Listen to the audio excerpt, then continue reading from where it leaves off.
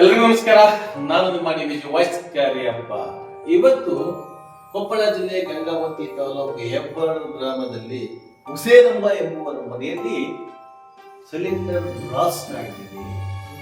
3 ಮಕ್ಕಳು ಬಳ್ಳಾರಿಯ ವಿಮ್ಸ್ ಆಸ್ಪತ್ರೆಗೆ ದಾಖಲಾಗಿದ್ದಾರೆ. ಕಾರಣ ಏನು ಅಂತ ಹುಡುಕ್ತಾ ಹೋದಾಗ ಅವರ ಪುತ್ರಿ ಮೊಬೈಲ್ ಚಾರ್ಜ್ ಅನ್ನ ಇಟ್ಟಿದ್ದಾರೆ. ಆ ಚಾರ್ಜ್ ಅನ್ನ ತೆಗೆಯುವಾಗ ಆ ಅವಘಡದಲ್ಲಿ ಸಿಲಿಂಡರ್ ಬ್ಲಾಸ್ಟ್ ಆಗಿದೆ ಅಂತ ಮಾಹಿತಿ ಬಂದಿದೆ. ಪತ್ರಿಕೆಗಳು ಬಂದಿದೆ. ನಮ್ಮ ವರದಿಗಾರರು ಸಹ ಅಲ್ಲಿಂದ ವರದಿಯನ್ನ ಕಳಿಸಿಕೊಟ್ಟಿದ್ದಾರೆ. ಕಾರಣ ಏನಪ್ಪ ಅಂತ ಹೇಳಿದ್ರೆ, ಸೋಮವಾರ ಬೆಳಗ್ಗೆ ಅಂದ್ರೆ ಇದೇ ಡಿಸೆಂಬರ್ 12ನೇ ತಾರೀಕು ಸೋಮವಾರ ಬೆಳಗ್ಗೆ 7:30ಕ್ಕೆ ಸರಿಯಾಗಿ ಈ ಅವಘಡ ನಡೆದಿದೆ. ಇದನ್ನ ಯಾವ ರೀತಿಯಾಗಿ ಜನರಿಗೆ ತೋರಿಸಬೇಕು ಅಂತಲೇ ಕನ್ಫ್ಯೂಷನ್ ಆಗಿದೆ. ಯಾಕೆ ಅಂತ ಹೇಳಿದ್ರೆ, ಪ್ರತಿ ಮನೆಯಲ್ಲೂ ಸಹ ನಾವು ಸಿಲಿಂಡರ್ ಅನ್ನ ಯೂಸ್ ಮಾಡ್ತೀವಿ, ಮೊಬೈಲ್ ಅನ್ನು ಸಹ ಯೂಸ್ ಮಾಡ್ತೀವಿ, ಚಾರ್ಜರ್ ಬೇಕೇ ಬೇಕು.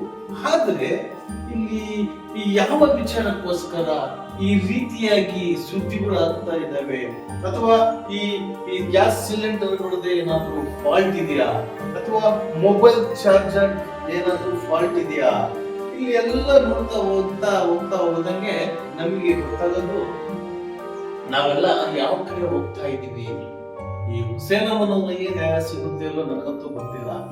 ಆದ್ರೆ ಈ ಬ್ಲಾಸ್ಟ್ ಆಯ್ತಲ್ಲ, ಆ ಬ್ಲಾಸ್ಟ್ ಆಗಿದ್ದಕ್ಕೆ ಮೂಲ ಕಾರಣ ಏನಾದ್ರೂ ಬೇಕಲ್ವಾ?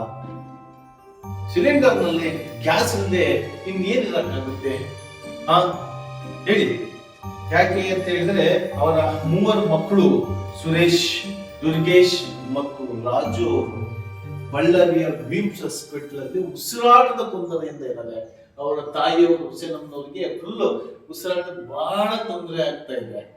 ನೋಡಿ, ಆ ಮನೆ ಕೆಟ್ಟಿರ್ತಕ್ಕಂಥದ್ದು, ಆ ಮನೆ ಬ್ಲಾಸ್ಟಿಂಗ್ ಆದಾಗ ಕಣ್ಣ ನೋಡಕ್ ಆಗ್ತಾ ಇಲ್ಲ ಕಣ್ರಿ. ಈ ತರ ವಿಚಾರಗಳನ್ನ ಜನರಿಗೆ ತಿಳಿಸೋದು ಬೇಡ ಅಂತ ಅನ್ಸುತ್ತೆ, ಆದ್ರೆ ವಿಧಿ ಇಲ್ಲ. ಬಟ್ ಎಚ್ಚೆತ್ತುಕೊಳ್ಬೇಕು. ಯಾವ ರೀತಿ ಎಚ್ಚೆತ್ತುಕೊಳ್ಬೇಕು? ಸಿಲಿಂಡರ್ ಪಕ್ಕದಲ್ಲಿ ಚಾರ್ಜರ್ ಇಡಬಾರ್ದು ಅಂತ ಮರಿಬೇಕಾ, ಅಥವಾ ಮನೆಯಲ್ಲಿ ಚಾರ್ಜರ್ ಇಡಬಾರ್ದು ಅಂತ ಹೇಳ್ಬೇಕಾ? ಮಾಹಿತಿಯನ್ನು ಯಾವ ರೀತಿ ತಿಳಿಸ್ಬೇಕು ಜನರಿಗೆ? ಸಿಲಿಂಡರ್ ಕಂಪನಿಯವ್ರ ಮೇಲೆ ಕೇಸ್ ಮಾಡ್ಬೇಕಾ, ಅಥವಾ ಚಾರ್ಜರ್ ಕಂಪನಿಯವ್ರ ಮೇಲೆ ಮಾಡ್ಬೇಕಾ, ಅಥವಾ ಮೊಬೈಲ್ ಕಂಪನಿ ಮೇಲೆ ಮಾಡ್ಬೇಕಾ? ಈ ಉತ್ತರ ಏನು? ಇದು ಇವತ್ತಿನ ವಿಷಯ. ಈ ವಿಷಯಕ್ಕೆ ಸಂಬಂಧಪಟ್ಟಿರ್ತಕ್ಕಂಥ ಈ ಸಂದರ್ಭದಲ್ಲಿ ಪ್ರಧಾನ ಕಾರ್ಯದರ್ಶಿಯಾದ ದಲಿತ ಯುವ ಮೋರ್ಚಾ ಸೇನೆ ಶ್ರೀ ಶರಣಪ್ಪ ವಣಿಗೇರ್ ಅವರು ಈ ವರದಿಯನ್ನ ನಮಗೆ ಕಳಿಸಿರುತ್ತಾರೆ.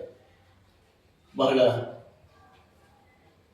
ಅಚ್ಚುಕಟ್ಟಿನ ಕೆಲಸವನ್ನು ಮಾಡ್ತಾ ಇರ್ತಕ್ಕಂಥ ಕಾರಟಗಿ ತಾಲೂಕಿನ ವರದಿಯನ್ನ ಡಿವಿಜಿ ವಾಯ್ಸ್ ಮೂಲಕ ಪ್ರತಿಯೊಬ್ಬರಿಗೂ ತಿಳಿಸ್ತಾ ಇರ್ತಕ್ಕಂಥ ಶರಣಪ್ಪನವರಿಗೆ ಮತ್ತೊಮ್ಮೆ ಮೊದಲೊಮ್ಮೆ ಡಿವಿಜಿ ವಾಯ್ಸ್.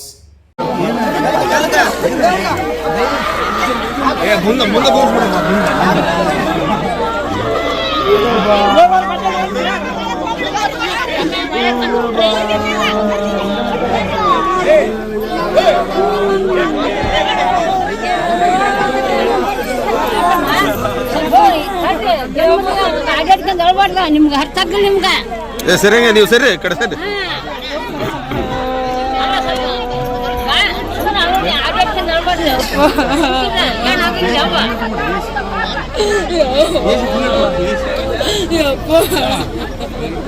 ನಾನು